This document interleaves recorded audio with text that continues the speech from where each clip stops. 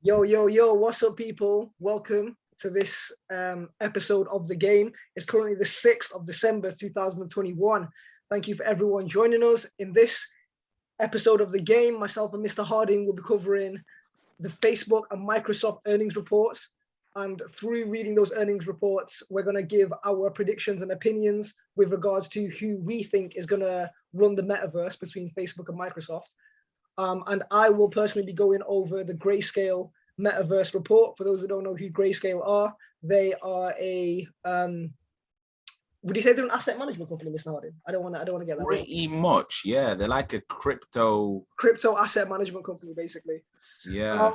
So I'll be going over their report. But before, also, I'm just gonna let you guys know, this call will be disrupted by maximum 4 minutes, as I have a friend who's dropping something off that I need to get. So I might have to dip out for 3 to 4 minutes. I do have coronavirus, so I'm sorry if I cough.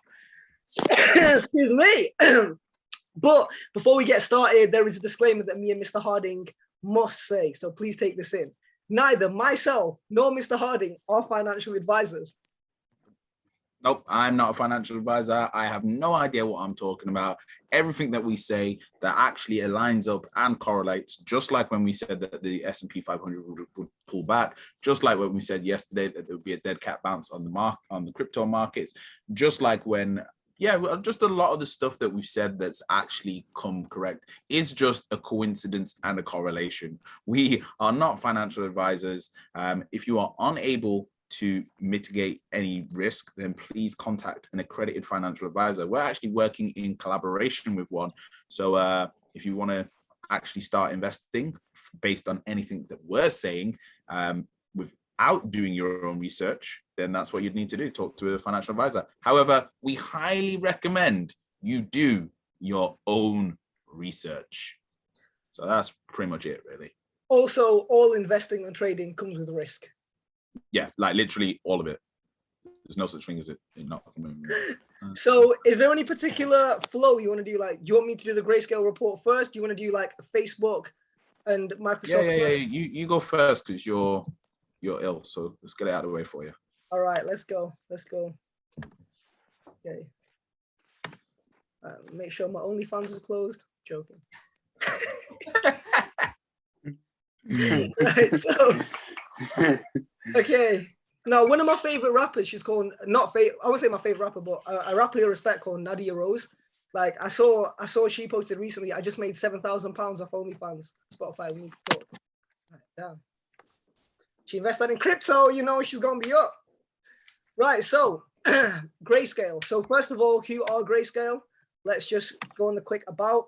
So Grayscale are, I don't want to incorrectly say they're an asset management company, but let's just take the words they say. They are a leader in digital currency investing, and they believe the digital currencies will revolutionize our legacy, economic, political, and social systems. Well, that's also in line with what we believe. So that's fantastic, Grayscale. So they've kindly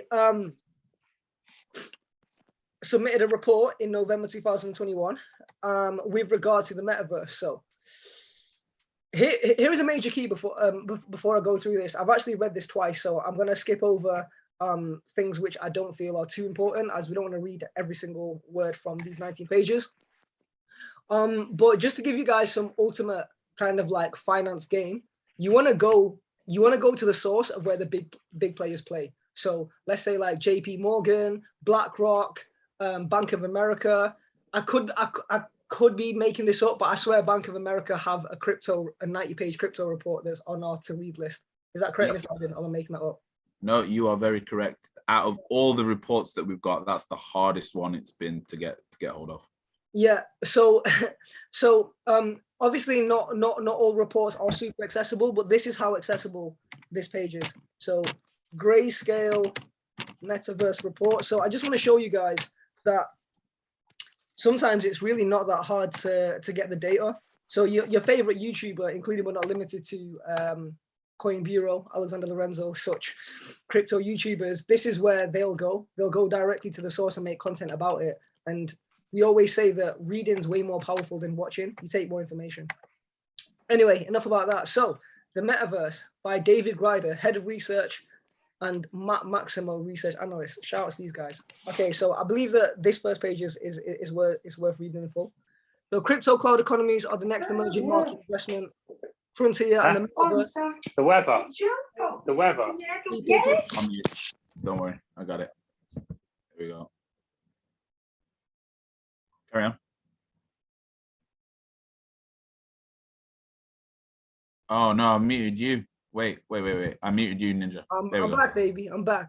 So crypto cloud economies are the next emerging market investment frontier, and the metaverse is at the forefront of this Web 3.0 internet evolution. So they're not saying we think, they say this is. And Grayscale have how much under assets under management now? I think it's 44 billion. There we go, 44 billion, which is actually about 2% of the crypto economy. Mad fact. Okay, cool. So the metaverse is a set of interconnected experimental 3D virtual worlds where people located anywhere can socialize in real time to form a persistent user-owned internet economy spanning the digital and physical worlds. Ooh. The metaverse is still emerging, but many key components have started to take shape and are revolutionizing everything from e-commerce to media and entertainment, and even real estate. Remember, guys, real estate is a $300 trillion market plus. Cryptocurrency is a less than $3 trillion market. So the real estate market is over 100x, maybe even 125x for the crypto market, and only a small percentage of the crypto market, i.e., what's that, 40 million? Math. This is about 1.2% of the crypto market is in the metaverse, or not in the metaverse, but you know, less than 2% of the crypto market is considered a metaverse crypto. Our Grayscale Decentraland report, so just shilling Decentraland, which is the leading token in the metaverse space. Our Grayscale Decentraland report and Decentraland tour make this concept more tangible by introducing one of the leading blockchain-based virtual worlds, Decentraland. Big Decentraland shows.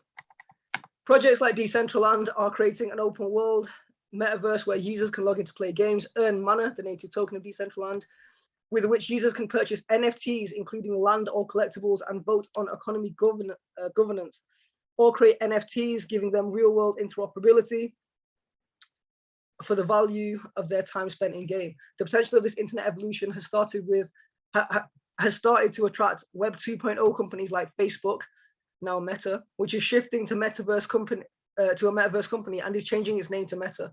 At this inflection point, other leading Web 2.0 tech companies will likely need to start exploring the metaverse to stay competitive, and the Spotlight has promoted a new wave of investments in this emerging crypto category. Ooh. So, table of contents. We'll skip through some important things. I do feel like that page was worth reading in full. The metaverse, the thesis of the metaverse, market opportunities, Web 3.0, 3.0 metrics. This is basically where it starts getting super juicy, and the takeaway. So what does this mean for me, besides increasing my crypto bags? So, shilling again, Decentraland. It's not financial advice to invest in Decentraland, but you know. I'll go back to that bit. I think that's an important bit not to skip, but really explaining what Web 3.0 is. So I think you'll always hear people talking about Web 3.0 and what it is. The best way to think about it is early internet was like Netscape, and it was just literally the internet. And the most you could do on it was send an email that was text-based. You could just about send an image. If anybody remembers that, that was the old dial-up. Yeah, that stuff where you couldn't actually be on the internet at the same time as your parents were on. I remember when my mum told me to stop playing games so she could talk to a mate. Yeah, I'm not too sure if everyone's old enough that's going to watch this on YouTube to remember those times. But then we have Web 2.0, which is where we are currently. And this is where people were able to create apps on top of the internet, create websites on top of the internet, games, or Netflix and streaming and so on and so forth. Now, Web 3.0 is the next step up from that, and it's where the people own those platforms. Yeah, the key difference between 2.0 and 3.0 is that 2.0 is about kind of like connectivity operating through content and flat screens, and Web 3.0 is going to be about a more immersive communications experience and also about ownership. Again, keywords being immersive and ownership. As we move across these eras, our interactions and the mediums we use to create them expanded. All right, so this is where it gets hella juicy. So Web 1.0, Web 1.0 Netscape days is just about reading. Web 2.0 is about reading, writing, and I would argue watching as well. If anything, more watching than reading or writing.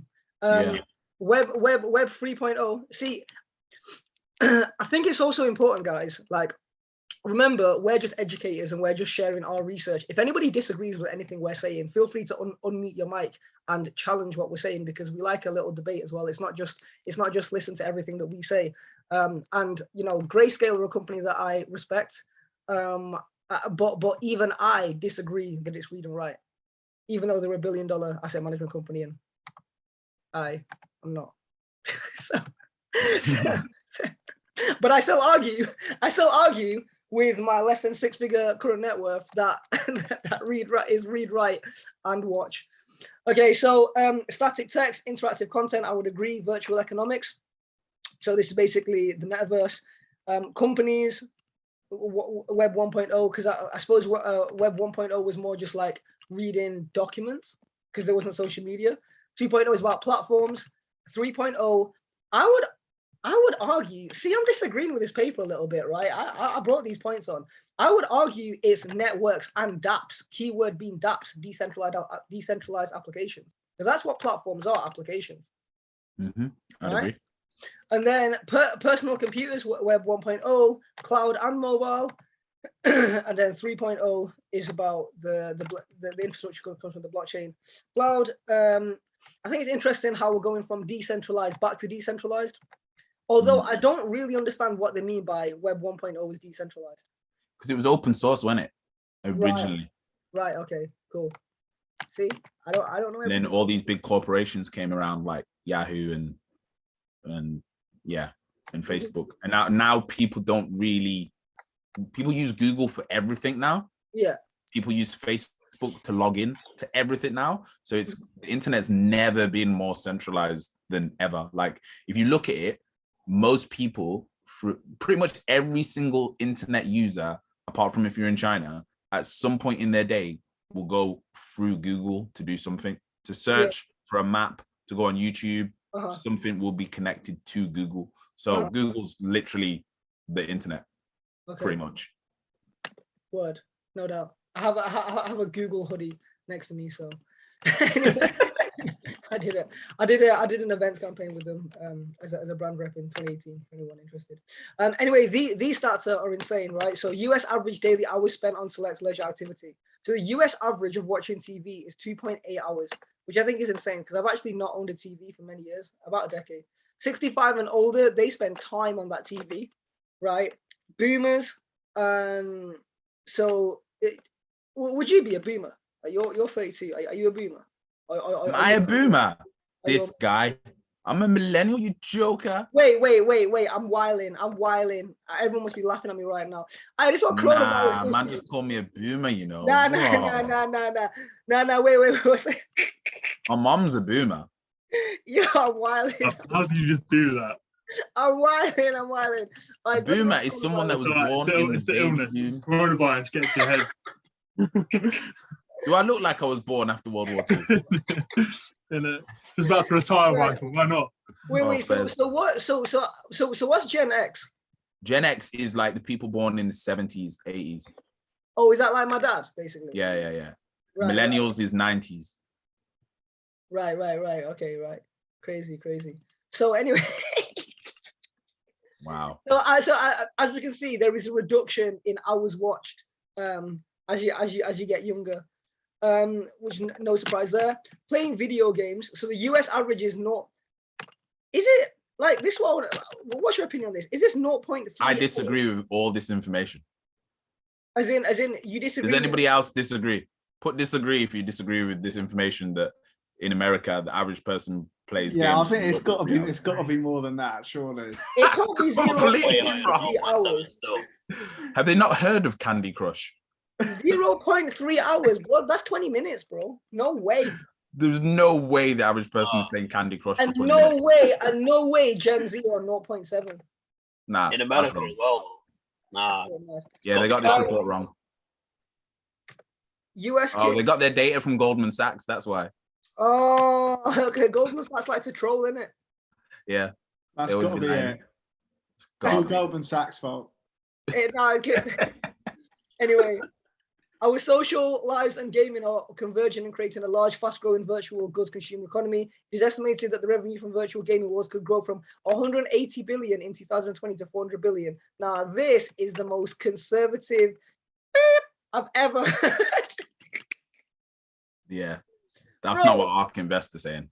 Bro, I mean, I think they're supposed to write 4,000 billion there. Yeah. Well, to be fair, between now and 2025, that's 3 years for gaming. That's just gaming, remember? Okay. But still, this seems conservative. I don't know. It's 2021. Okay, cool. I mean, yeah. I suppose it's nearly 2022. I don't know. But this seems like a conservative bet. The continued shift of game developer monetization is a key dynamic within this growth trend.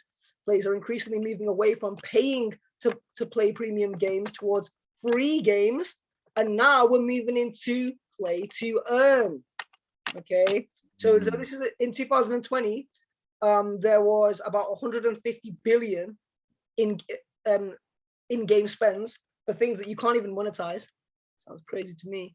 But it's predicted in 2025 that it's going to be significantly more, and even the ratio will go down between premium spend and in-game spend. Because It's true, because there's not really that many AAA titles. So like games now, they've all basically copied the Fortnite model, whereby you give it someone for free and then they pay to actually do anything. If you want to do anything in these games these days, you gotta pay for something. Mm-hmm. Otherwise, I don't know if anyone played PUBG on their phone. Like, you're basically naked all day, every day. You're just running around in your boxer shorts unless you pay for clothes or collect them. So yeah, it's a bit annoying. Anyway, let's carry on. Many gamers today spend their money and hours of their time building digital wealth within Web 2.0, but it's not wealth because you can't bring it anywhere. This is where Web 3.0 comes in, with NFTs. Create economy, known as play to earn. Okay, cool. Let's whiz through this. So again, they're shilling Decentraland and Axie Infinity, which happens to be the second biggest cryptocurrency that is involved in the metaverse. Oh look, there's Engine Coin, my favorite. Not financial advice. So Axie Infinity and Decentraland. So what's the difference between these games? In Grand Theft Auto, it's closed and you got to pay to use it. I don't know what Satoshi Dice is. Anyone know about this game? Nope. Question. No. I'm sure there's a gamer in here that knows when the last Grand Theft Auto actually came out. Wasn't it like 10 years ago? Close enough to 10, yeah. And people are still playing that same original version, and all they're doing is upgrading it. If the moment Grand Theft Auto has NFTs, oh my god! Oh my god! I'm just looking at our Instagram ad. Wow, Safian killed it. Paid sponsorship, baby. All right. Yeah, you can do bloody you can go on the stock market on Grand Theft Auto. Can you? And you can invest in Tesla in that. You can have your own portfolio. Yeah. No, you can't. You can. No, I have to see it. Grand Theft Auto, invest in stocks. You can have a whole fucking portfolio. Can you do stock market assassinations? Yeah. Click on images. What you can do is master the game stock markets. Oh my god.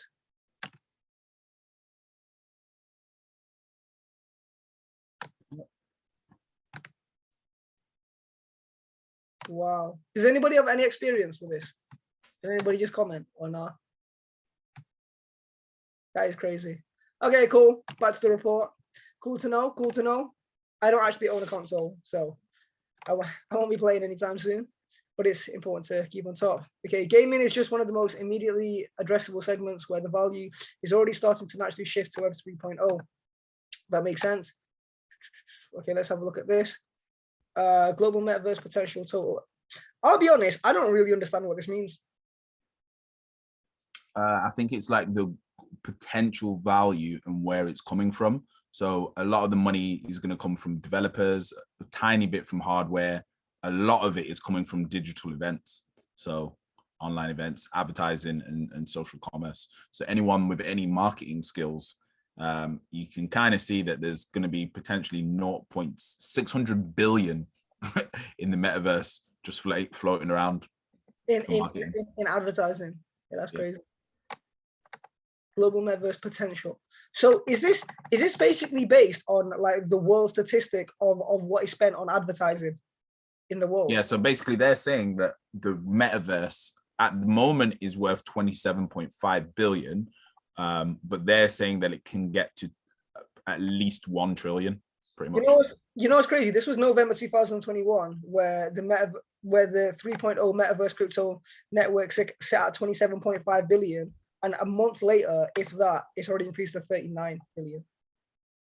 Yep. From 27.5, that's an additional 12.5%. That's like an additional 33%. Sorry, an additional 12.5 billion as well. Yeah. This pales in comparison to the 900 billion market cap of Facebook, the 2 trillion market cap of the gaming sector, and the 14.8 trillion market cap of the Web 2.0 companies that could shift to the metaverse or risk disruption.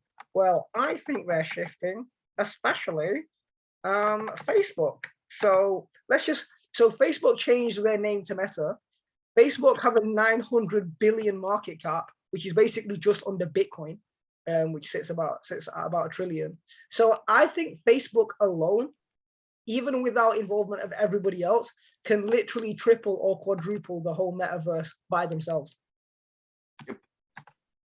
This whole metaverse, taking what I'm saying, guys, 900 billion is the market cap of Facebook, and isn't Zuckerberg selling like millions of shares every day right now? Yeah, I think if you missed the call we did the other day, we showed that Mark Zuckerberg's actually selling approximately, I think it was 1.5 million worth of shares every day. Every day. And right now we can see that the market is a 0.03, aka $30 billion market.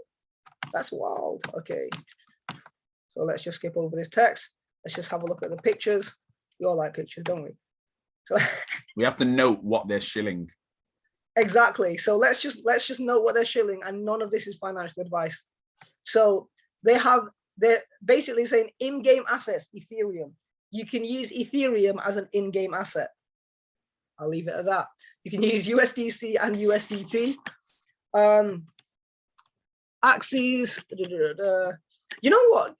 I've got this random theory, right? That like even though the dollar is going down in value, it's going to be used more than ever. Yeah, through USDC. Exactly. 100%. But it's just people are just going to get used to hyperinflation because it's like, all right, cool. It costs. They won't care because it's digital, and they'll just won't even notice. Yeah, definitely. Axes, is this Axes Infinity? Is that what they mean? Yeah. I don't know. Let's look at the blockchain-based games because that's what we want to focus on. This is literally everything you need to invest in if it's in this report. So technically, we've got Sandbox. Spartan Lands is on Wax. Top Shot is owned by Blancos. I can't remember who that's. I think Blancos is run by Gala. Star Atlas was the one that Lucas plugged the other day. Livium, I'm not too sure who owned that. Gods Unchained, I always hear about this one. And then Axie Infinity has got its whole own ecosystem. So then let's look at the scaling solutions and side chains. So I've never heard of Ronin, but I'm going to add that one to my list to do some research. And then here's all the ones that they're shilling. Wax, which if you was on our Signal service, I think we did a trade on Wax, and we definitely recommended holding some Wax. Binance, if you don't know about Binance, are you even in crypto? Like, I just don't know what to say to you there. Avalanche, obviously, Cosmos, and once again, Flow is in yet another earnings report. Yet another one. Another one. And then we've got Solano. And Ethereum, yeah. Solano, which Mr. Harding thinks is a distraction. Not a distraction. It's okay, but it's just not the greatest technology. I'm not heavy into Solana. I don't have a big bag in it, but yeah, engine. It's there again. Okay, so users purchasing these items are starting to build new e-commerce experiences. Bro, I'm not gonna lie, I'm a bit disappointed with this report, you know. First. Look, there's a typo. This guy. Like, first of all, you do things I disagree with, and then this is just a fact, isn't it? Because it's correct to say users are starting to build a new Oh no, it's correct. A new e-commerce experience. Okay, new e-commerce experiences. Never mind. Yeah, you're definitely ill, bro. It's not brain, is it? Right. Okay. So art galleries such as South by's. Let's have a look. Sotheby's. Sotheby's. So yeah, basically go back to that bit. I can quickly explain that bit. So this is basically, if anyone's wondering what the use case is for any of these things in the metaverse, what the use case is for NFTs, they're basically giving a quick summary here. And that is basically all of the things that we are buying digitally are either going to be in art galleries, they're going to be used in music concerts. What else was there? Keep going down. It was art galleries, like Sotheby's, they're doing auctions for millions of pounds. Scroll up just a little bit. Sponsored content, advertising, digital billboards. So we're actually talking to a company. If anyone's got a business that's revenue a couple of million and they want to advertise inside a game like Grand Theft Auto, let us know. We're actually talking to the company that does that. We're trying to negotiate a deal for a few brands at the moment. So yeah, let us know if you're interested in doing that. Quickly go to let's just give them a little shill on the show. Go to Admix Play. Go on Google and go Admix Play. How do I spell that? ADMIX Play. This is the future of advertising. Oh, advertising inside a game. Yep. Why would you not? Why would you advertise on a billboard in real life when you can advertise inside a game where you're getting millions of views? So if you scroll down, they've got an example of it. These guys owe me for this shill. Keep going down. Keep going down. At the bottom, they've got some examples. So they've advertised with Sky. They've advertised with Calvin Klein. They've advertised with, who else do they advertise with? Uber. Keep going. I think it's at the very bottom is the examples.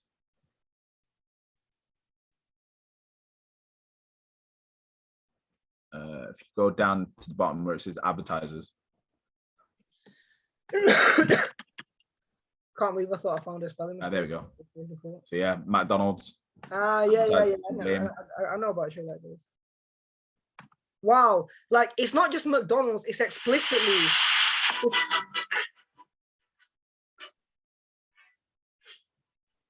Well, advertising on FIFA is a complete no-brainer on the boards, and same on Formula One, or just in the games. Like, what was the game where everyone was advertising on NBA 2K? That's on little mini games as well.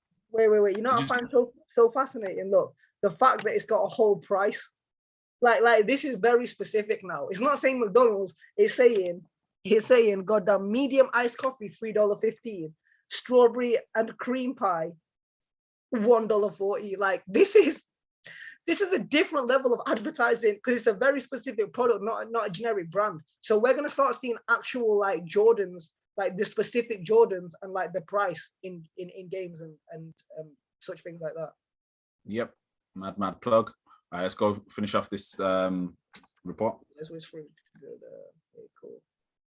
The Web 3.0 metaverse worlds are part of a larger interconnected crypto cloud economy. So that's the blockchain. These decentralized protocols interoperate with and provide the technical infrastructure to support metaverse virtual economies. Payment networks, decentralized finance, that's DeFi, basically taking loans out with your assets. NFT sovereign goods, players can purchase NFTs from other creators and bring them into their virtual worlds to be put on display or sold. That makes sense. Decentralized government, a legal framework. Oh my God. Decentralized cloud, file storage, that makes sense. Such as Filecoin. That's a bit Okay, of a shill. that's a bit of a shill. Okay, shout out to my guy Alexander Lorenzo for putting me on Filecoin from time. So let's just have a look at Filecoin. How Filecoin doing? Stop and have a quick look. Filecoin, I'm sure, was one of the highest earners of last year. Oh, really? Into the percentage gains, yeah, still $5 billion market cap, number 35. There we go, fantastic. So, give 3.0 Metaverse was a decentralized infrastructure, self-sovereign identity. Okay, one sec. Is there any? Should we go to the charts and compare some of these things that we just looked at? One sec. Should we just finish it? Let's finish this off. Okay, the MetaWeb 3.0 metrics, the combination of these innovations has created new online experiences. Okay, today Web 3.0 Metaverse virtual worlds have nearly 50,000 all-time users. 50,000, that's absolutely nothing. There are 7,600 million people in the world. Let's just compare that. So there are 50, because you know me, like, I know 50,000 Metaverse users, but there's 7,600 million people. Does that look early to you guys? That looks early to me. I don't even want to do a percentage calculation. It's long, right? So, okay, compared to other Web 3.0 tools. Okay, global users per select category, 50,000. So, oh, here we go. This is better than my notepad. This is the visualization.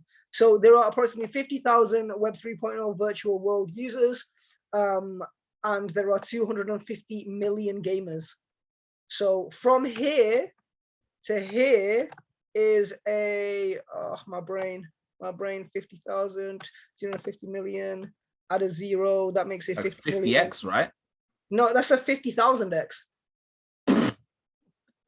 Right, let me just say that again. Okay, Web 3.0 virtual users versus Web 3.0 virtual users versus gaming esports users is a 50,000x, because you need to times 50,000 by 50,000. Is that 50,000 or is it 5,000? Someone get a calculator because this guy's ill. One sec. I'm usually sharp as hell with the maths. I mean, so 250 million. No, I need to know the X. 250 million divided by 50K. You know I like my numbers. 5,000x. I'm sorry, guys. 5,000x. Still a pretty big X. It's a big X. Right. Okay. Cool. Item sales has topped $200 million.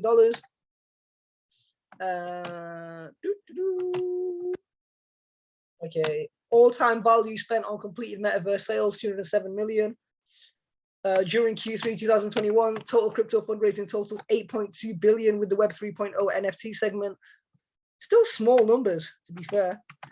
Capital investment to the sector starts to accelerate, but compared to the 10 billion that companies like Facebook plan to invest in, again, if Facebook invests even 10 billion, that's the whole metaverse increased by 20%. Wild. Okay, cool.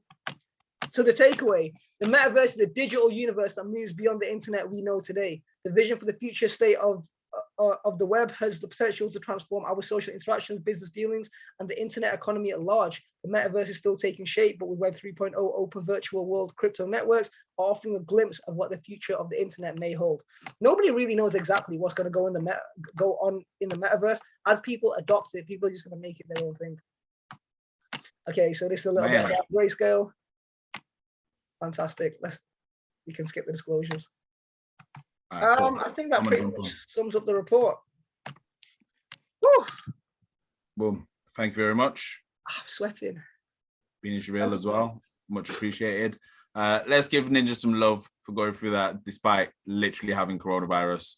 Guys literally got respect, COVID, bro. and respect. You guys are massive his priority. Respect, mate. So that is, and doing that completely for free. He has no reason to do that. He could have literally gone, screw these guys. I'm not even getting paid from this. Let me just rest like a normal human being would do. But obviously, Ninja isn't a normal human being. He doesn't really understand. He's just a little bit slightly obsessed with his community. And his community are you guys, and he loves you guys, and we love you guys. So yeah. Okay. So now rest, bro. Okay, cool. So what I'm gonna do is I'm going to start off with what people really, really want to see, and they want to see what's happening on these charts. What's happening on these charts? So obviously this is our Blockchain Sensei Instagram. Please go there. Please go to our link tree, and from the link tree, this is where you can get access to pretty much everything that we do. Blockchain Sensei. You can get access to our video that we did the other day, why the crypto market dipped. We explained that there would probably be a dead cat bounce. We got our quick crypto swing trading basics live event that we did there. You can get the replay of that for 20 quid. We've got our intro to crypto PDF for 10 quid, and we've got our top 10 altcoin picks, which are still very relevant right now, which is £15. And then we've also got the swing trade signal service for £20. Now, if you've bought any of these products or services and they've made you any kind of money, please type game in chat.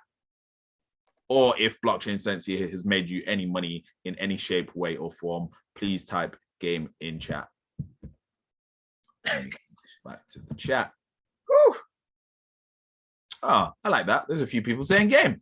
I like that. I like that. If you're brand new, what you need to do is just book a free consultation with us on our website, blockchainsensei.com. And what we'll do is we'll figure out our way of getting you started in investing in crypto and give you some free Bitcoin. So anyone that's a new attendee today qualifies to get some free Bitcoin by registering with one of the platforms that we work with. So what I'm going to do is I'm going to take you guys diving. So I hope you guys have got your goggles because we are going to go diving into the metaverse, but not quite the metaverse, as you know. We are going to be diving into what is going on behind the scenes with all of these cryptos, and where the money is moving in regards to Facebook and the others. So first of all, I'm going to start off on the charts, and we're going to just have a look at where some of these tokens are. And then what we're going to do is we're going to take a quick whiz through the fundamentals. I'm going to be pretty fast on this though, because sorry, could I just ask, is anyone here besides Summer, obviously, new? Like, has anybody come here? Yeah, if you're new, type new in chat, and then we'll get you your free Bitcoin. Okay, so first of all, like I've said 1,000,001 times, the stock market is correlated to the crypto market. And what have we seen here? The Vanguard Total Index is up, baby. It is up. It is up. So it's bounced really nicely there. Great support line, great touch along the Donchan, and now it's moving up. So let's look at what the crypto can't see market. it, Mike. Oh, you can't see it? Still on the blockchain page. Oh, can we see now? Yeah, I can see now. Perfect. So we can see the whole total market came down, like we kind of said a month ago. It did exactly that, and now it's bouncing back up just in time for what? Just in time for the crypto markets to bounce back up as well. This is that dead cat bounce that we was talking about. So it came down, and then let me just draw it on there for you so you can recognize a dead cat bounce. So this is very important. Overall crypto market, Mike. So all cryptocurrencies. Yeah, this is all cryptocurrencies excluding Bitcoin. But if we do it on total, which is every crypto going, it doesn't look too far dissimilar. And all of them have done the same kind of move, which is this. So the markets come down, and then all the way down to here, bounced back up really quick. And then everybody gets in thinking, oh yeah, it's over. Yeah, it's safe. But what happens is our dead cat bounce, where it comes down again and scares everybody out because they're like, oh no, it's over. And then this is now the ideal time to get back in. So we can see a great example of that just over here. So if we look, oh no, don't do that. If we look over here, we had a similar kind of thing happen, and then bounced up and then got new all-time highs. So we're expecting the same thing, but I'm expecting it to hit this target area of around 1.94 trillion or 1.7 trillion for the total crypto market. So that's that. So let's go and quickly look at how Decentraland and Mana are doing. Now, one of the things that I really have to stress to you, if you were ever worried that we're in a total crypto market collapse, you just got to check if everything is bleeding out. If even one crypto is doing well, then it means that we're not actually in a crypto collapse. So as we saw earlier, we was posting that things like BAT were doing really well, and one of my favorites of all time begins with a B. Let's see how well people know me. BitTorrent, baby. Definitely didn't respond the way the rest of the market responded. So we can see BitTorrent got some crazy investment in the last couple of hours. And so that kind of gave us the signals to say, it's definitely not over.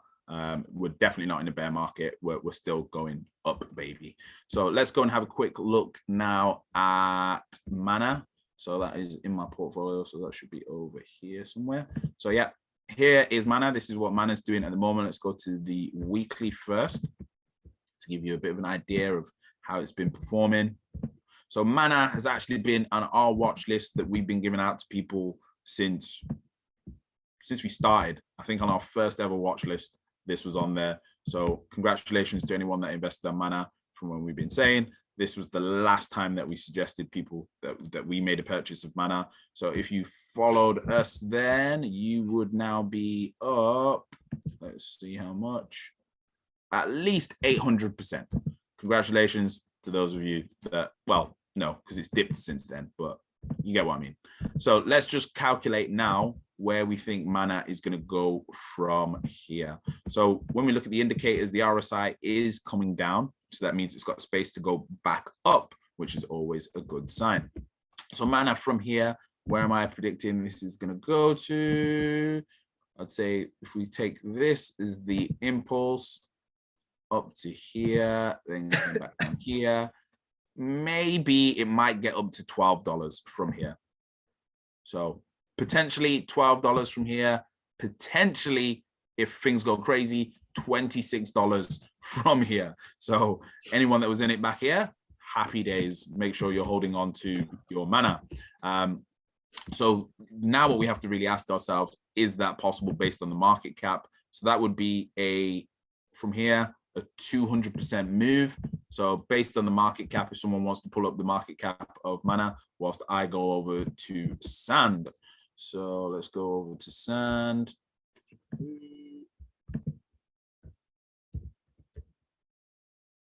So let's have a look at Sand. So Sand also is probably one of the cryptos that kind of forgot that the market, well, this is why I always say to people, I always say, don't look at the hourly of crypto, because that's when things look horrendous, right? Or when you look at the 4 hour, that's when it looks like, oh my God, it's coming to an end. But even still, Sand didn't really dip that much. But when we look on the weekly, things look perfectly fine. So let's go and have a look at where we think this might come to. This is clearly a nice support line just in here.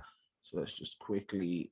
Quick shout outs to our boy Keish for getting us on the indicator, which is the DMI in the bottom, because we never used this indicator prior to Keish.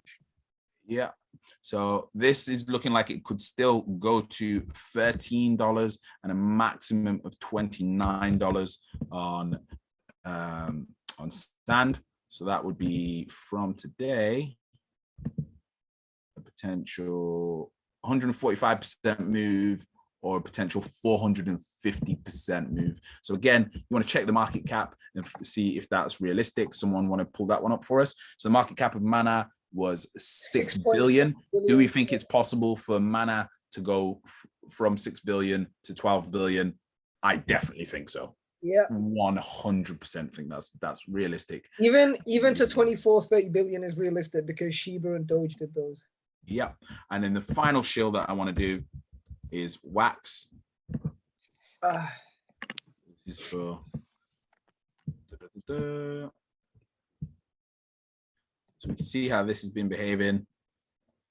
Wax has been on a bit of a seesaw, but please do your own research into this one. So at the moment, there's a lot of attention towards Omi. But Wax actually has a great platform. I bought some Street Fighter NFTs off the Wax platform. So let's go and take a bit of a quick dive into behind the scenes of some of these companies. So, Wait, you're still covering the Facebook and Microsoft reports, right? Yeah. I'm just gonna have to do it mad quick. Okay, cool. So first of all, what we're going to do is we're going to just go to my favorite website for getting a quick overview. I was going to do it on Yahoo Finance, but we haven't really got time for that. So we're going to do it on Hypercharts. At the moment, we can see that Microsoft's market cap is 2.45 trillion. Now, their revenue segments, at the moment, they've got 3 revenue segments: productivity and business processes, intelligent cloud, and personal computing. We can see where they're making their money quite nicely. And we can see, again, the revenue is doing nothing but increasing. And the most important thing, which is their net income, as we can see, is jumping from 10 billion, 11 billion, 15 billion to 20 billion. So very, very nice there. Margins, are they increasing? Whoa, that's a crazy margin. Yeah, their gross margin is 69%, and their operating margin is 45%, which is pretty impressive. Next, the most important thing is obviously their money that they're pouring into research and development. If they are going to lead the metaverse, they need to be pouring big money into their R&D. So we can see at the moment in 2020, it was 4.6 billion they were putting into R&D, and now they're at 5.59 billion. So some of that money that's in R&D from Microsoft, some of that might be going to purchase certain cryptos in the metaverse. Hint, hint.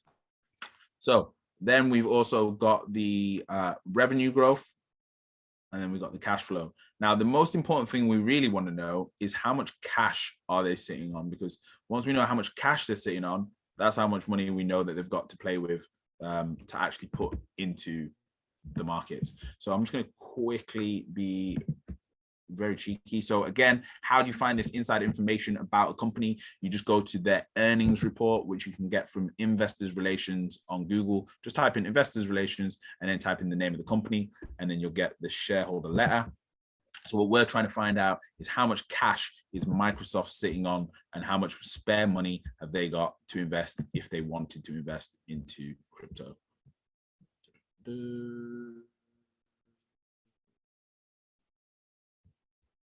Oh, they've embedded the report like this. Oh, okay. Okay, so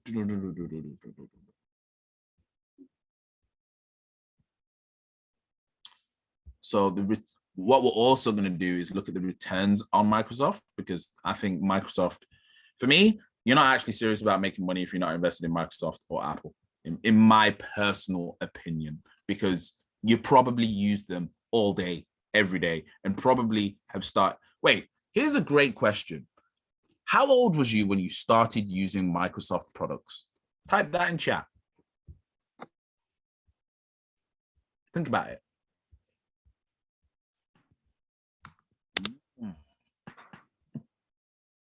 Now, what most people don't realize about Microsoft, not only do they provide databases and Microsoft Office and so on and so forth, they provide it not just for schools, they provide it for armies, they provide it for governments, they provide it for hospitals.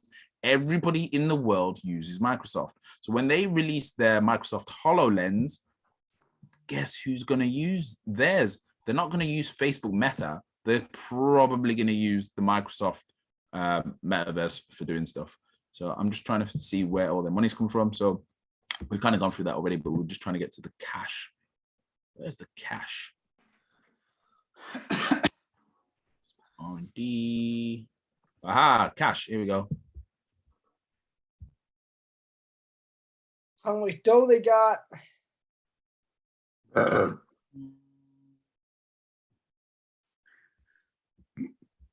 Cash equivalents totaled 130 billion spare.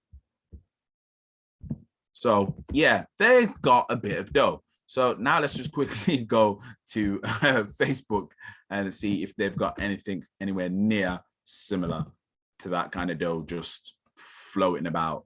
You know, when you're just sitting on 130 billion.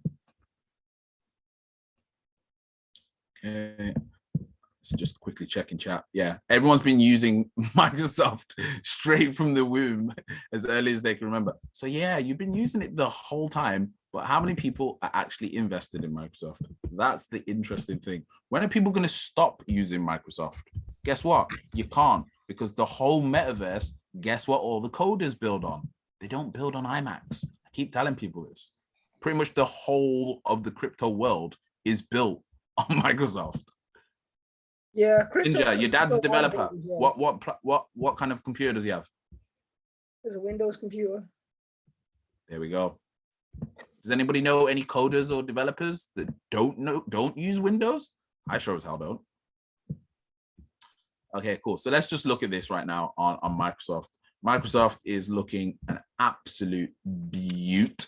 So we can see it's just bounced off a support line just here. And then it's done the same thing, come up, pull back here. So it's a pretty nice buy-in point. So let's just do a quick fib on this one. So, chart again. Oh, thank you. Again. Yeah, Ollie just said techies use Microsoft, creatives use Mac. I would not argue with that. So this is saying that Microsoft can still get to $426.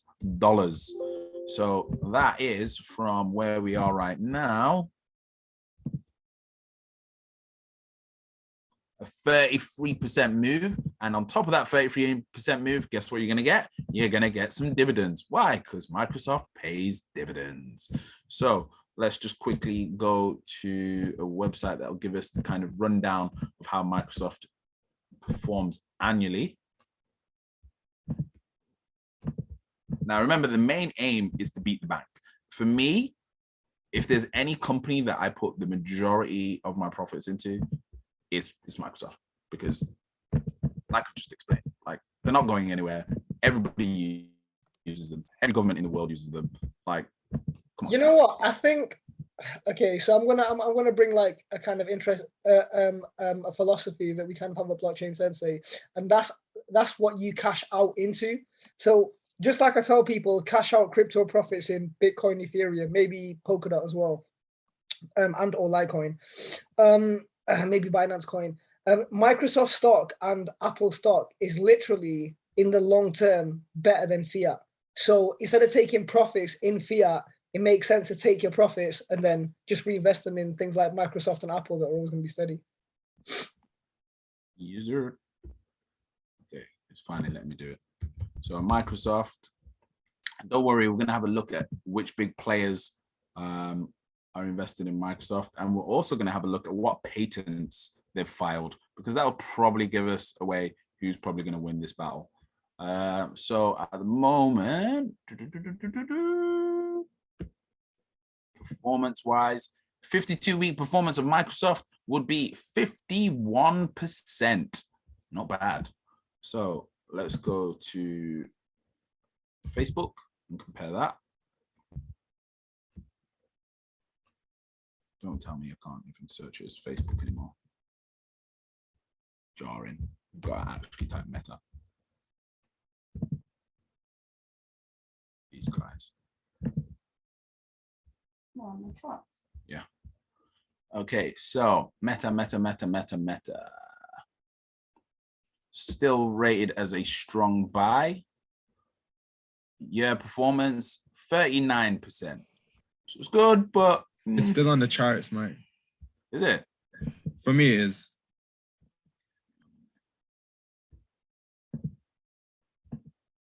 You see now? Yeah, it's good. It's good. Nice one, man. Cool. So yeah, we can see the price performance 52 weeks has been 13%, actually 39 basis points, but 13%. So in comparison to Microsoft's 52, you know, it's a bit of a no-brainer. I'm not going to say I'm biased towards Microsoft, but, you know, okay, for 2 years, you would have got 132% return on Facebook. But, yeah. So let's go and have a look behind the scenes. So first of all, we'll have a look at Facebook revenue, how it's doing. So quarter by quarter, monthly active users is still going up, not dramatically, but a little bit. The revenue by geography. Now, this is interesting. There was a massive dip in the rest of the world. Or was it the rest of the world? No, one of these segments dropped dramatically, the blue one. US and Canada, look at that dip. From 30 billion they made there to 12 billion. That's an interesting dip there in Facebook. So yeah, the revenue dropped in America. Why is that? Because of the advertising. Now, if anyone that knows, has an online business or does any advertising with Facebook and knows about Facebook pixels are the thing that allows you to track your users when they go off Instagram and they've clicked on your ad. It allows you to follow them around on other websites and advertise to them. You now can no longer do that. So the whole beast that was Facebook marketing and Facebook ads is now nowhere near as powerful. And when we look at their revenue segments, where does their majority of their money come from? Advertising.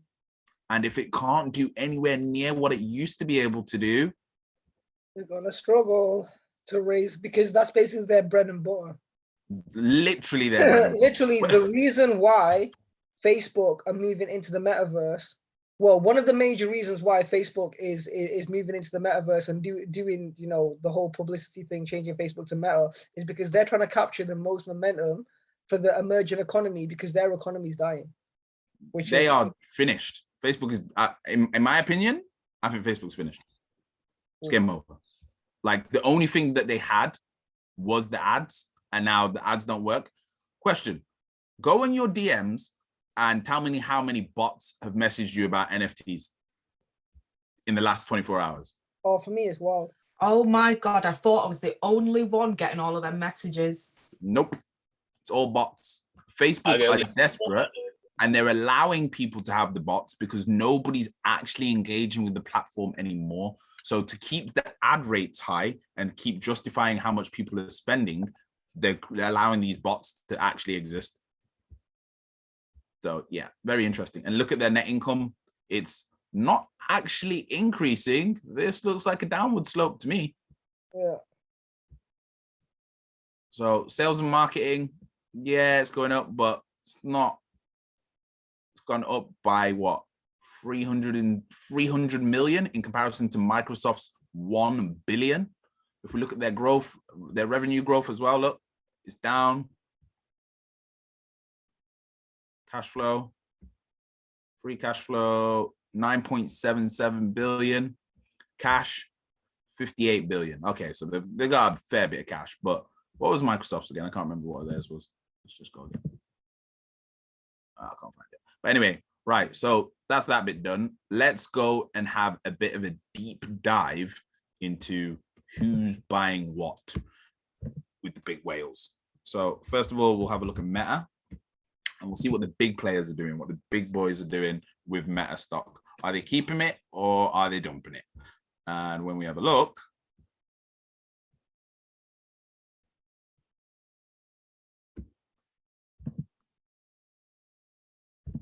the biggest holders, let's see who they are.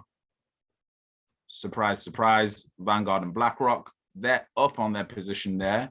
Price Row has sold. Mark Zuckerberg has sold. But if we check quarter by quarter, majority here, I'm seeing red. So there's less companies holding Facebook. Minus 5% of people increased their positions. Minus 25% of people opened up new positions. 18% closed positions. It's not looking good. It's not looking good at all for Mr. Zuckerberg. And now it probably makes sense why he's selling shares every day. So let's have a quick comparison. PE ratio of 33, price to book ratio of 14. If you want to know what all these things mean, just book in a session. I'm more than happy to do a fundamental sessions with you, especially if you're a business owner. I highly recommend it for you. It just changes the way you look at your business. So when we compare this to what the big whales are doing with Microsoft, we can see new positions is up 27%. Increased positions is down, so no one's really increasing their positions. Quite a few people have closed positions, but the most important one is there's new people investing in Microsoft. So when we look at the biggest players,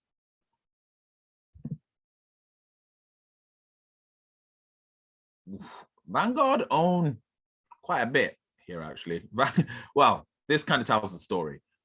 The biggest owners of Microsoft are Vanguard and BlackRock. There is no individual.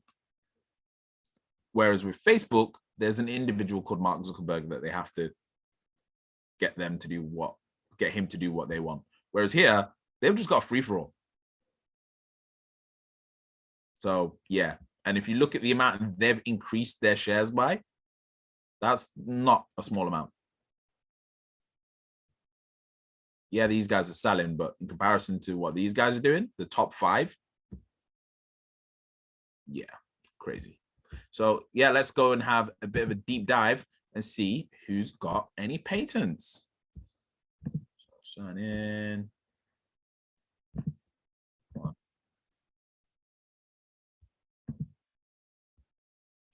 Come on. Oh, guys.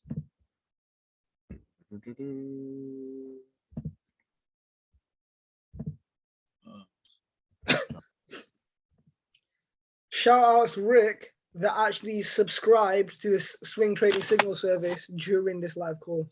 Oh, sick. Yeah, man. Took action. Thank you, Rick. Appreciate you, bro. I'm signed in. Oh, what do you mean incorrect username? What? What website are you trying to log into? Quiver Quantitative. One where I do like all the deep diving and see what patents people have got registered, because I've seen it before. Microsoft got like government contracts for the HoloLens. Basically, guys, if Microsoft stock ever crashes, the whole world's over. Yeah, pretty much in a nutshell. But I wanted to show people the painting. Wait, hold on. If you see Microsoft stock crashing, you prepared for World War III.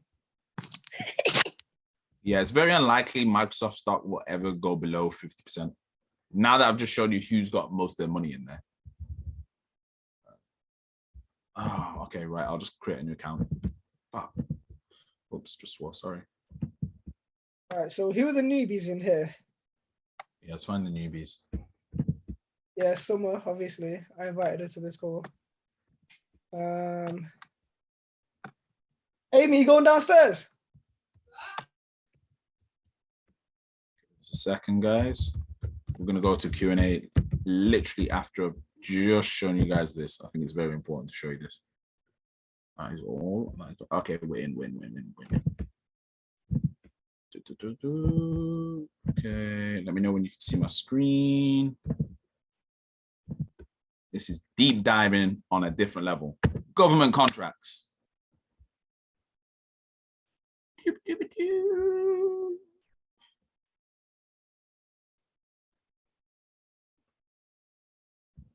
have a look and search.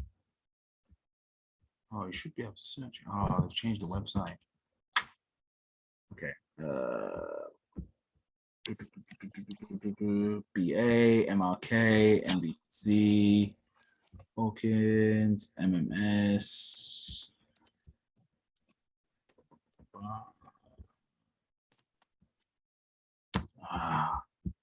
Okay, wait, hold up. What I'll do is we'll just look at Microsoft individually.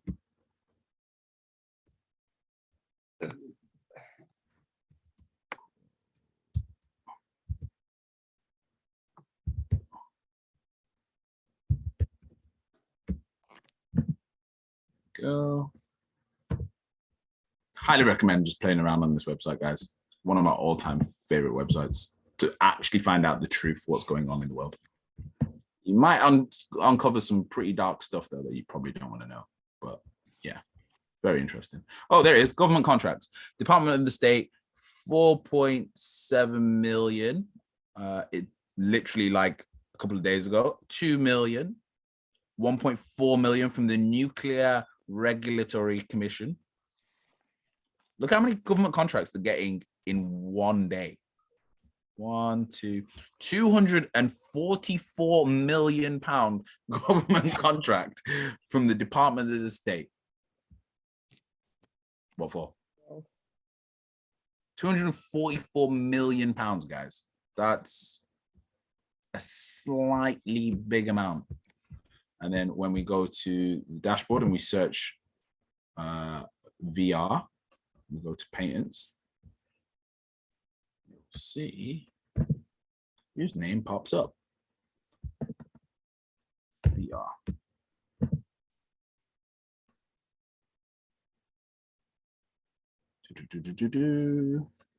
VR. Oh, interesting. One here from Apple. Interesting. One here from AMD. Alteration of virtual reality simulation. Wait. So Apple. Well, that's IBM. Apple, IBM, ROK. I'm not too sure who that is. AMD. Apple again. Again, eBay. Redirecting walking in virtual reality environments. This is such deep research. I don't know anyone that goes. Oh, deep. and there's the Microsoft one on the 10th of October. Spatial localization design service. They've got a couple in here that I found before that were very interesting. Real-time styling of motion of virtual environments. And there's another one. Constellation-based augmentation of mouse form factor of virtual reality applications. By the way, tell me if you've seen a Facebook patent. I haven't. Integrated circuit chip design for symmetric power delivery. But yeah, I'm sure you get the point. I'm sure you get the point. But yeah, several times. Thank you very much, guys. It's been a bit of a deeper one today. A bit of a deep dive. We've got a couple of newbies, so we always start the Q&A with the newbies. So who was new, Ninja? Summer is new. Is new. And then Samson, are you new? I think so. Right, we'll go with Summer first. Summer, thank you very much for attending your first episode of the game. Thank you very, very much. First of all, would like to hear any feedback that you've got for us, anything that you enjoyed, anything that you learned, or any value that you took away. Cool. That's a mouthful. No, honestly, I think in general, the entire webinar has been really interesting for me because the area that I'm particularly interested in anyway is esports. Mm-hmm. So I think what I want to learn more about is what you kind of covered and touched on, which is how also NFTs are being used in the kind of gaming esports space. Mm-hmm. Because for me, that is incredibly interesting. I know that there was an article that came, which I was telling Ninja about, who was it? I was doing research about it this morning. It was Dubit, and they'd actually just raised 8 million to launch their first kind of esports tournament in the Metaverse. Wow. So I was researching that as well, which is really interesting. So I think this just gave me a little bit more of a context on all of this additional research that I'm doing. So it was awesome, like, for me. So thank you so much. No worries. Have you got any questions on anything? No, I think you guys did a real deep dive that I think I've just taken notes, and it's going to be up to me now to just condense. Why are you swimming? Because we're swimming. Deep dive. It's a deep dive. Honestly, yeah, I did an intro to crypto with Summer last month. Or was it last month? I can't remember exactly when. And dude, you know when you send people a replay and they don't watch it? Why are you going to mention this? That's how you know someone cares about their research. So yeah, love that. I think it was my research guy. 6 times taking notes in between meetings. Jeez, that was what I was doing. But no, really, I appreciate it. Thank you so much for passing on this information. It's incredible, and this won't be the last one that I join. I'll definitely be joining more. So thank you. No worries. We'll see you soon. Thank you. Thank you very much. Next, we'll go to Rick. Rick, you've been unmuted. My guy. You?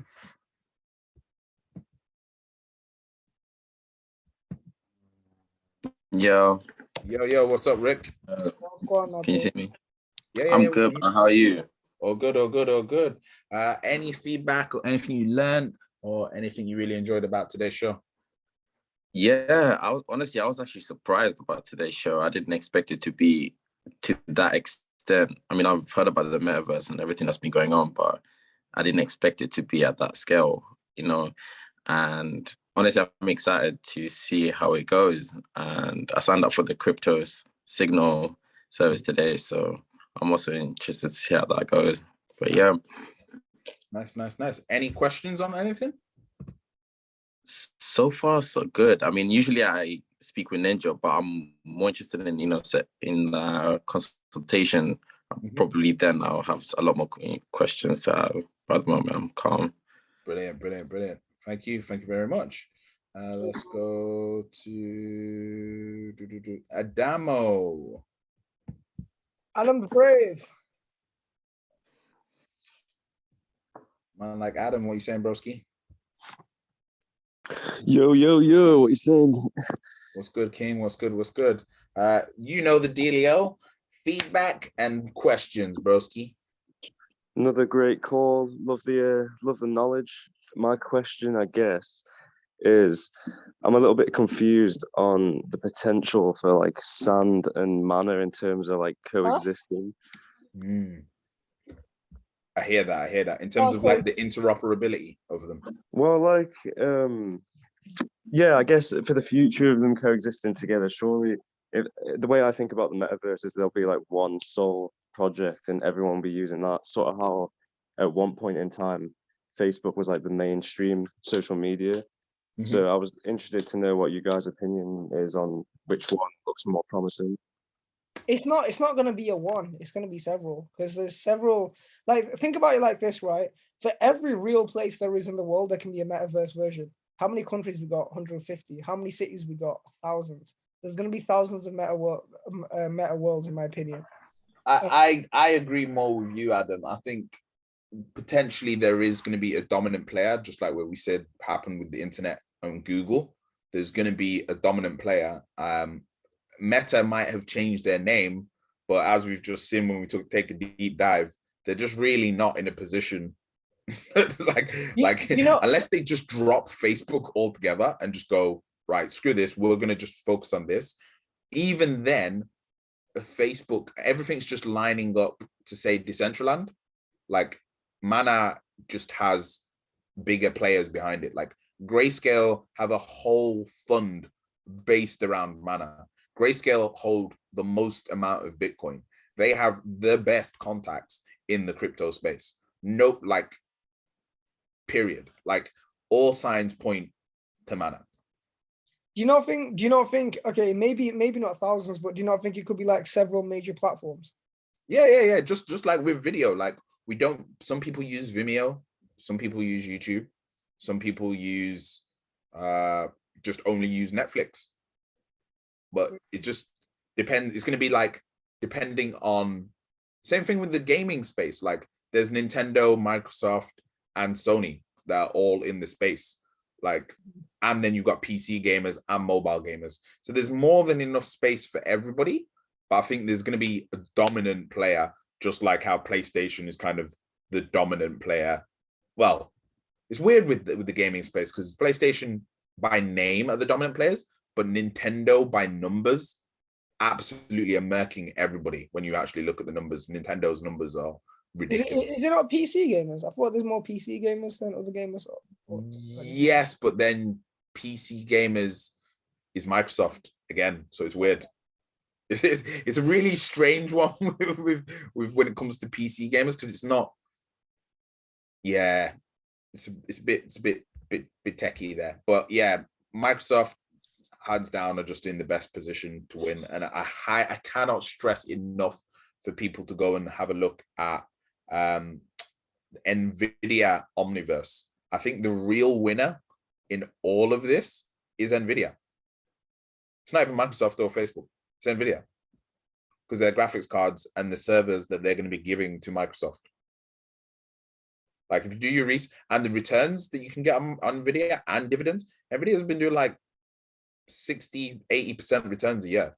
Like it's ridiculous. For like the last 5 years, it is dumb. Like I guess you could look at NVIDIA as being similar to, like, in the gold rush, everyone was going for the gold, whereas where the real money was selling the tools.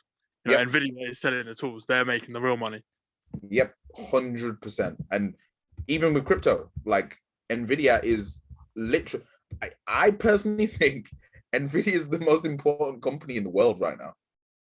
Without them, we have no digital world. Them and AMD, without them too, you don't have anybody. And in terms of performance of their cards and their servers, nothing is coming anywhere near to NVIDIA. So yeah, let me just quickly show you year-to-date returns, and then you'll see what I mean. So NVIDIA year-to-date returns, 6 months you would have got 70% return. Year-to-date 130% return. 2 years 466% return on a stock plus dividends. 5 years you would have got a 10x, 1,237%. So yeah, and dividends. So yeah, you know NVIDIA's in my portfolio. I don't even have to tell you. It's not a guess. But yeah, let's go to the next person. Let's go. AJ, we went to you last time, so I'm not going to go to you last this time. Let's go to AJ. Our loyal, the game supporter. I think she has the most attendance. AJ. Oh, she's not there. AJ. For 5 seconds. AJ 5. AJ 4. AJ 3. 2, 1. She might be on toilet break. No, next we'll go to Storm. What up, homie? Thank you for the book.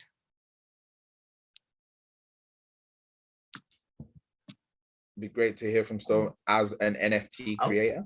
Oh, thank you very much. I've been doing quite well with that. And yo, plug them right now. Plug them in the chat right now. I will do. I've got 2 platforms. I'm on OpenSea and also on crypto.com.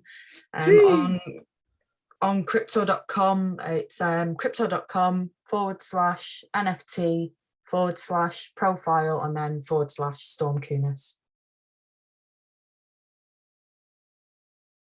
Jeez. Spelled it wrong. It's a U in the middle of the K. Yeah, UNIS.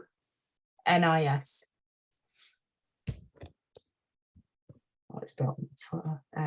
Yeah. Oh, that's somebody that's bought one of them. I love this. There's nothing better than like, oh, this is so sick. This is mad. Like just thinking like, I can't explain to you the feeling that I'm getting right now, knowing that like I was even slightly anything to do with this process, and like you're making money from selling your own NFTs.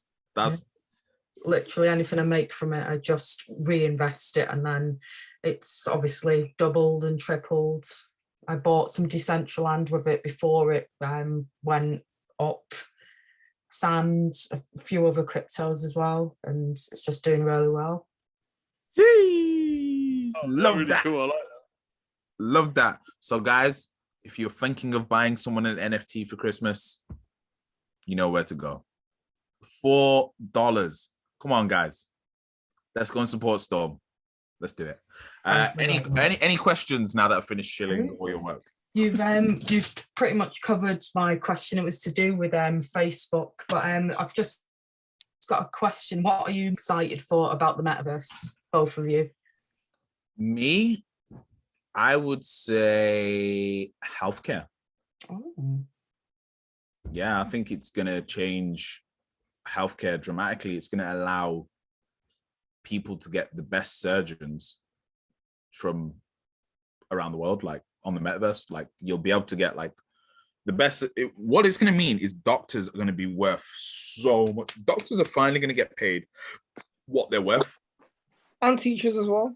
And teachers and surgeons. Basically, people that actually deserve to be paid millions, will actually be paid millions. So I think that's the bit that excites me the most. Is there's some incredible teachers out there, there's some incredible doctors out there, but they're limited by the amount of people that they can serve at one time, or they're limited by location. Whereas this will mean that you could be a doctor here and be serving a client in LA whilst you're in, say for example, we've got a doctor on the line here from Birmingham.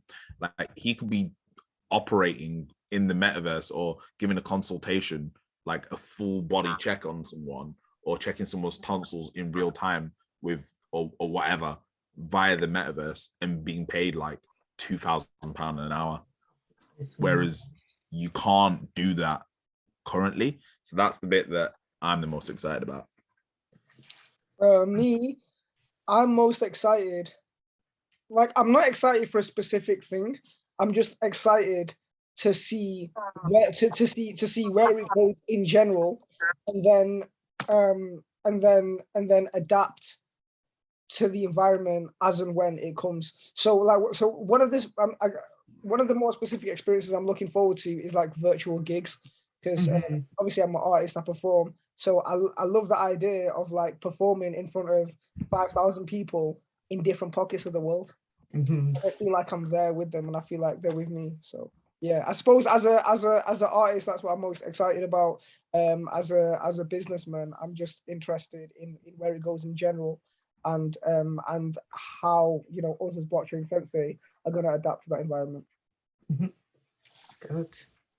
Oops, I accidentally put this on the screen. If you want to know more about this, this is in our intro to crypto swing trading. You might want to check this one out. Anyway. So let's next go to Mr. Mohammed Hakim. How you doing, buddy?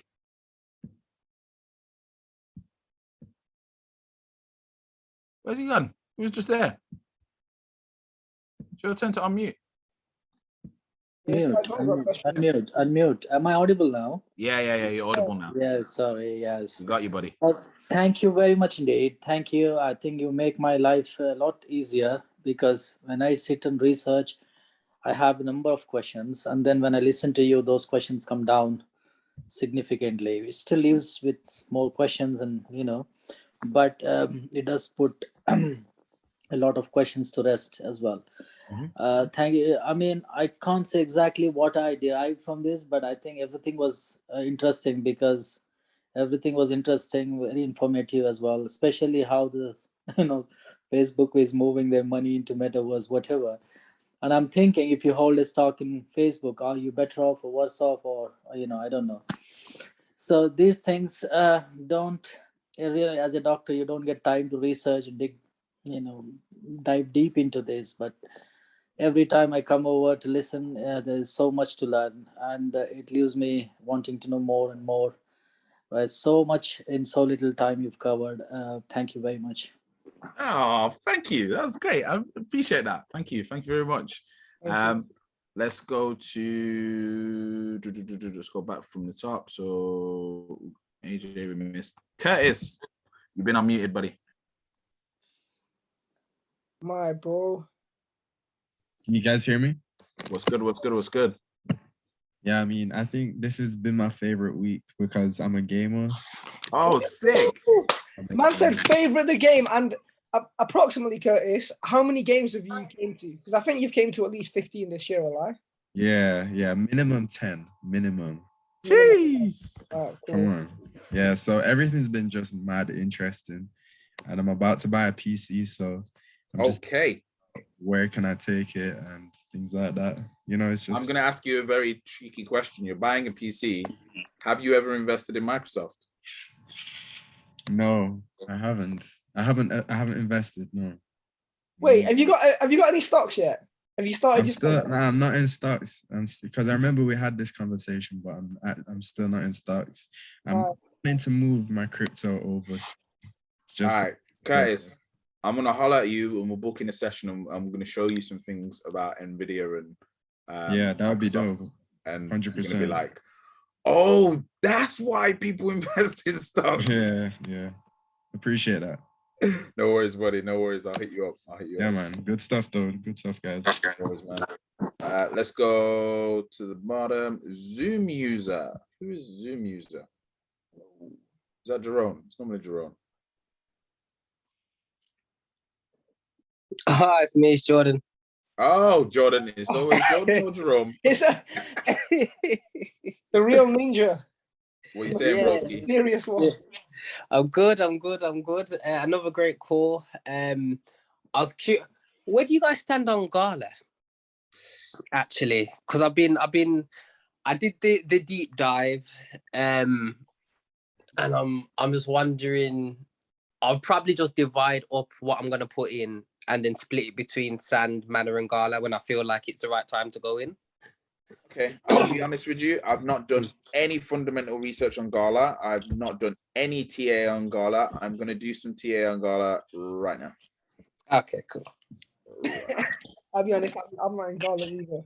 I don't know anything about Gala. I'm just gonna say I'm pissed that I didn't buy a Gala node when I fucking should have. Oh, they got nodes as well. They did. Yeah, they got 4 different types. Do you feel like the rewards for the node is worth it though? I mean, the one that I was looking at, this was months ago. It definitely would have been. Oh, shit. Oh, wow. Yeah. Oh, wow. It's like that. I remember I was at Ninja, your last place. I remember telling you about it then. I was like, shit, but it was like a 7K investment. I was like, eesh. I was like, should I do this? And Yo, I really how come this thing has got such a beautiful chart? So Gala is run by a guy who has created one of the biggest gaming platforms, like gambling platforms. I can't remember his name. I can't remember which fucking website it was as well, but it's some huge game. He's like a proper gambling sort of website don. Yeah, yo, what is this support line? That's crazy, bro. Gala on the 13th of November had a 656 million market cap.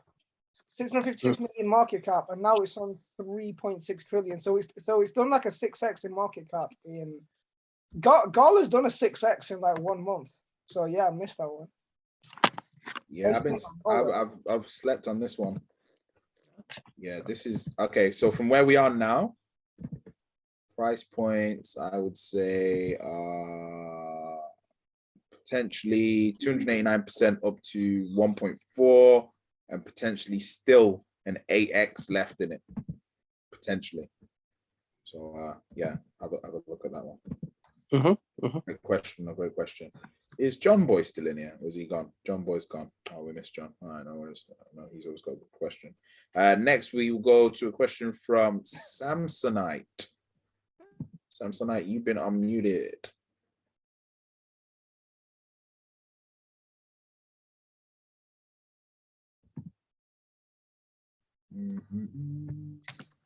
Samsonite. Hello there, everybody. How you doing? You all right? How you doing, buddy? You're good?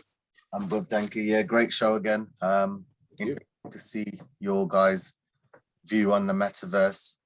I realize it's such a massive, part of crypto, and I understand it's getting shilled more apart from when Facebook sort of changed their name, etc. But it just goes to show how small it still is on the overall market, and that we're quite early in the game. Majorly early. Yeah, so it's just I've just been kind of new to the game myself. Started this in May, so I just invested just before the May crash. So then just been trying to learn every day, trying to see where the market sentiment is, and at the moment I do believe it is metaverse and gaming. So yeah, just haven't really got any questions at the moment. But have you guys heard of like UFO? No. Have a look at UFO. Another game.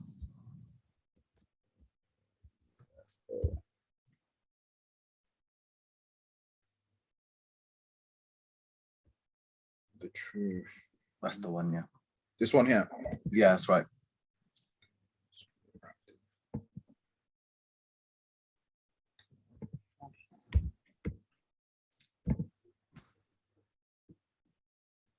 That is a very interesting price movement as well. Okay, I'd say the RSI looks nice right now. So it's definitely been oversold recently. So I would expect some kind of movement from this anytime soon. Where to? Let's go conservative. Let's go.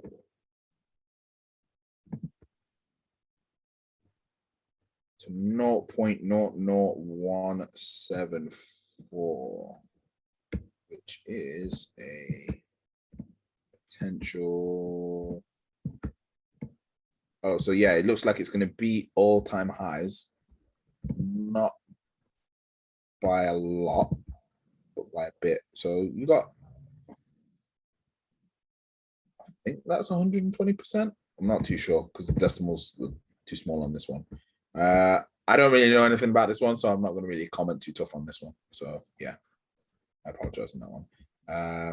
Whoever it was that was asking for the Kyber, I hope you saw Kyber's my Kyber stuff, because Kyber's pretty much one of my biggest holds. I think Kyber's got 20% of my portfolio in it. Yeah, I'm using Kyber. I'm expecting like a 21x on Kyber, so I've gone very heavy on Kyber. So if Kyber goes clear, it means I've gone clear. Very clear. Very, very, very clear. You might not see us. We might be on the beach with our Kyber profits. Yeah. Let's go, Deco.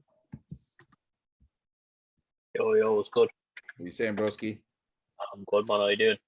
Oh, good, oh, good, oh, good. Oh, I just realized you're from Manny as well, innit? Yeah, man. Just things, yeah, we should definitely, everyone from Manny should definitely be buying Storm's NFTs. Yeah, I'll get on that stuff. $4, man. $4. Yeah, I got that. I'm gonna buy one today, Storm. I've been slacking. I need to get one. But yeah, man, Deco, feedback. Yeah, it was a proper informative. Well, good. Sick. Thank you, broski. Thank you. Thank Any you questions again. on anything?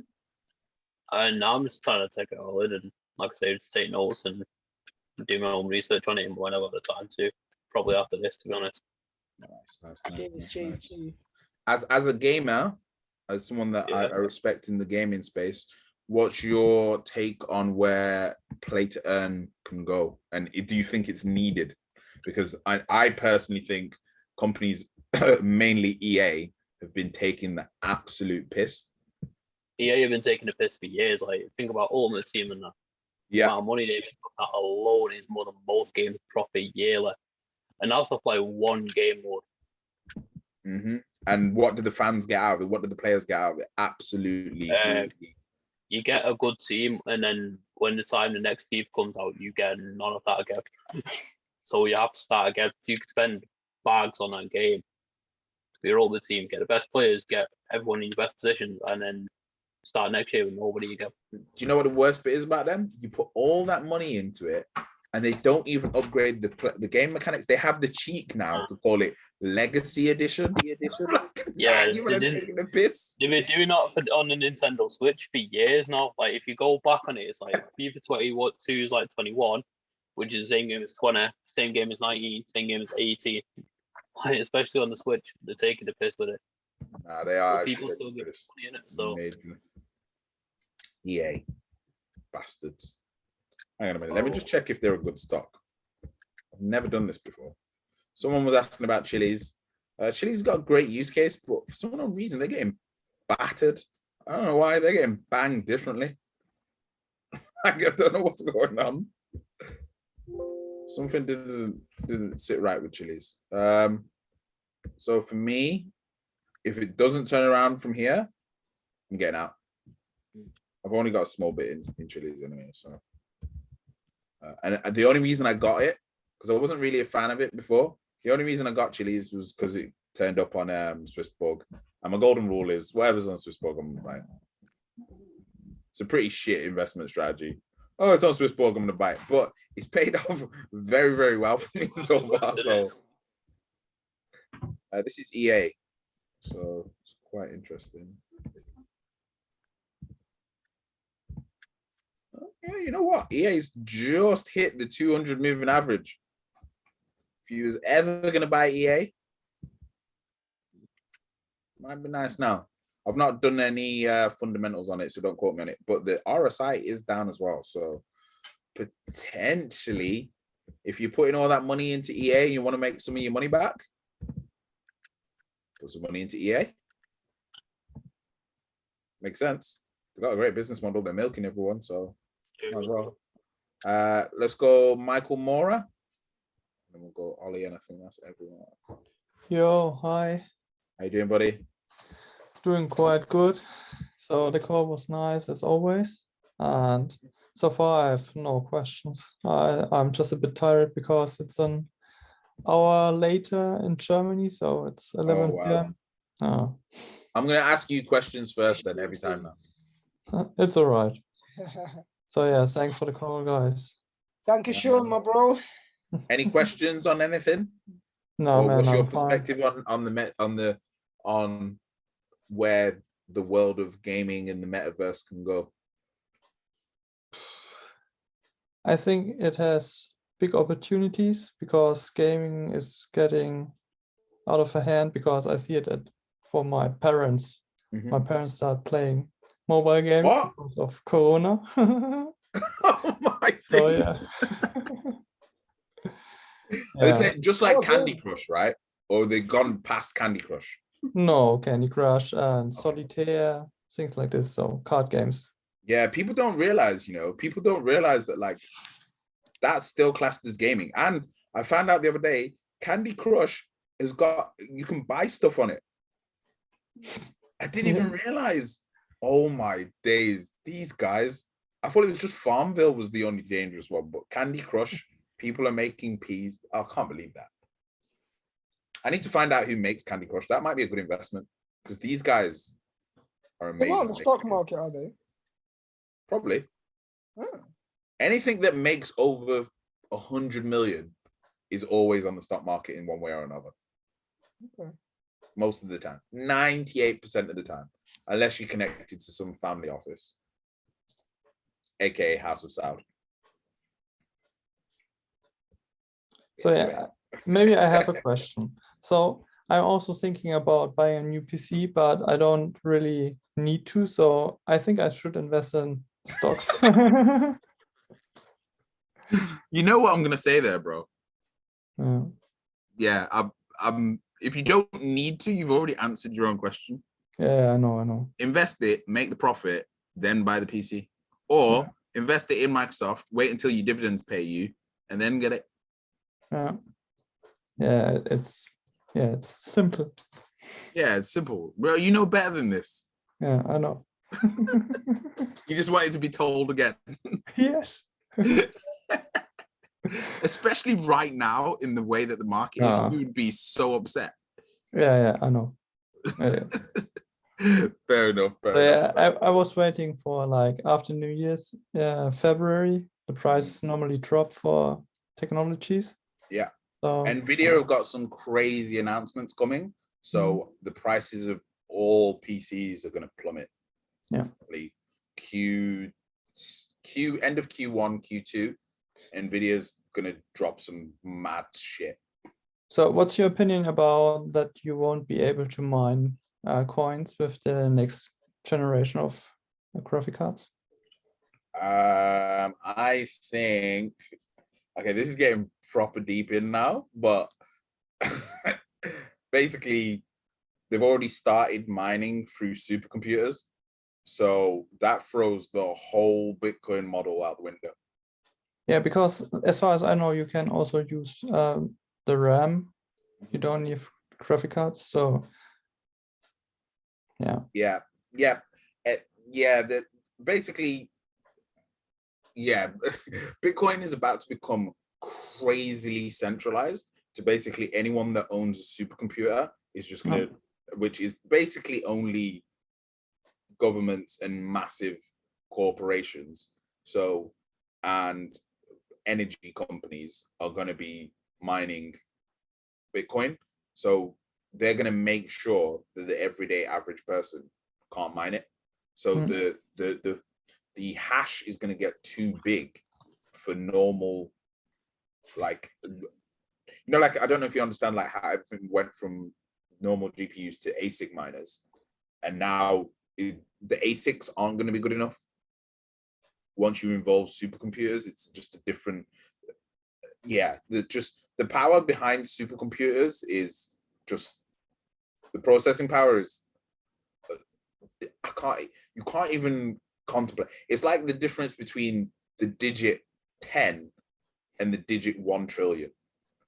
That's the processing power difference. It's just like, it's just not even fair. So yeah, that's what's coming next, and that's why I'm not too bullish on Bitcoin. So yeah. All right. So thanks. No worries. And then last but not least, Mr. Ollie Gilbert. My man. Yo, guys. Yeah, I think you just unmuted my computer, but I'm on my phone now.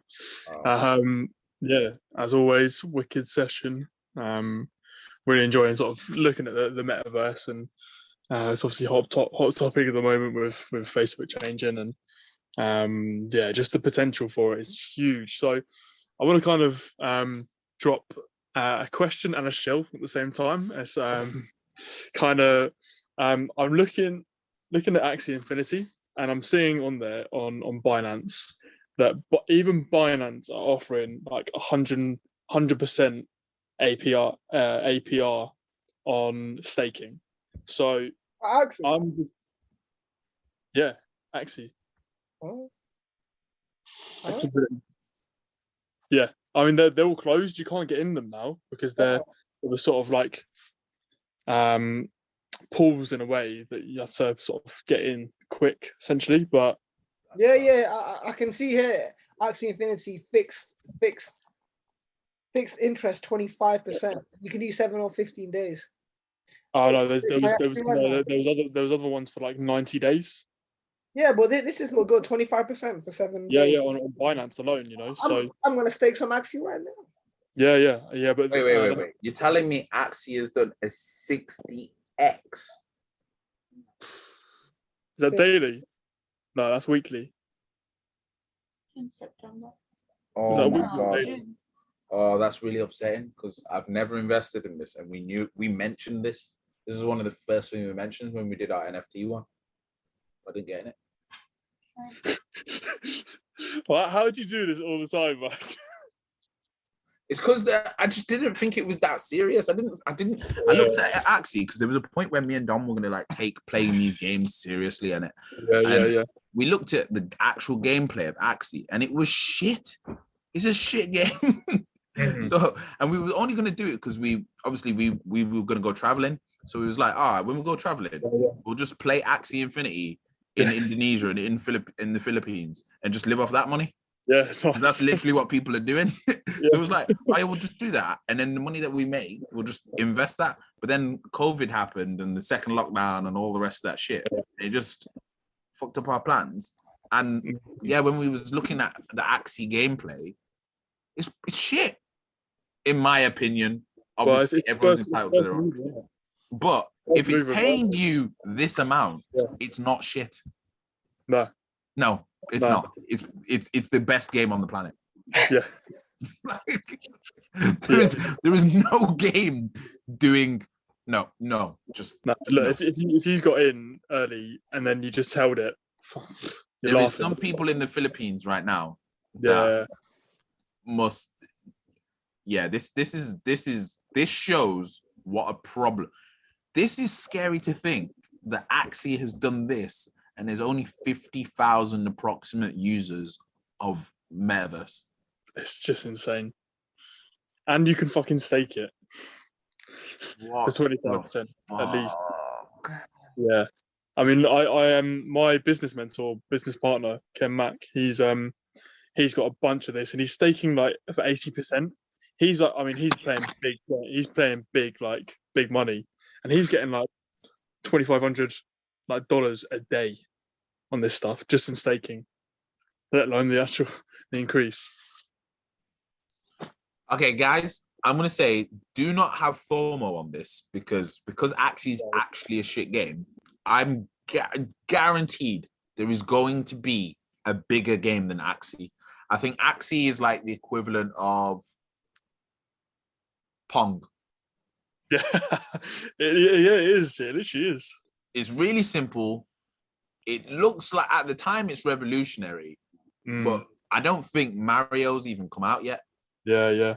And I'd probably even think Mario might actually. Pac-Man's not even here yet. Yeah, Pac-Man's not even here yet. Bloody, what's the one? Space Invaders not even here yet. Space Invaders. Yeah, so when we get to them levels, and then we get to Mario, and we already know pretty much once Nintendo get into this space, it's done. Yeah, like no one can compete. Crypto gaming is going to outperform the NFT space because the NFT space needs to operate within crypto gaming, not the other way around. Yeah, and the IP that Nintendo have is fucked. Like it's disgusting. Like so, their NFTs, if they don't even need to release games, like they just release Mario coins, and it would go fucking mad. Or Pokemon stuff, and it's gone. Like, it's just over. I mean, they're sitting on enough cash to be able to not make any money for like 100 years or something, let alone like what they can actually do, their IP and shit. It's mad. And their earnings report is disgusting. They are a disgusting company, like Nintendo. Just disgusting. So I don't have my thing to say on this metaverse stuff, and especially Axie, is yes, this is done crazy gains, but don't feel like you've got FOMO. Remember, there is only 50,000 users of the metaverse. So there's also Engine Coin that has been established since 2009 and didn't come out of nowhere. Yeah. This is what I don't like, cryptos that come out of nowhere. Because I'm just like, why? Like, is it a distraction? No, most of the metaverse is a distraction. I'm not gonna like from everything I've seen and read, like the metaverse is a distraction from DeFi. Yeah, true. Because whilst the metaverse stuff's happening and everyone's chasing after that stuff, some of the stuff I've been hearing about Klarna and Ring Finance and all these other ones and Time and some of the numbers I'm seeing as going on in the DeFi space is offensive. Yeah, I think basically with crypto to give kind of prediction of the markets, the biggest market is eventually going to be DeFi because DeFi is literally wealth and money. So that's everything, including but not limited to real estate and the stock market, etc. Then we'll have like the metaverse. Then this will be like the size of crypto gaming, and then this will be the size of NFTs. I think it's going to go in that order. Yeah, obviously there is no way that finance isn't going to be the biggest sector. It just doesn't even make sense. Yeah, always will be, always has been. Like capitalistic society, baby. Yeah. So if we're looking at real estate though as well, you know, obviously finance is sort of on top of real estate as well. But you know, if we're looking at metaverse sort of having some sort of way of connecting in with physical real estate as well, you know, it's we know some guys that wrote a white paper about that. Yeah, might know.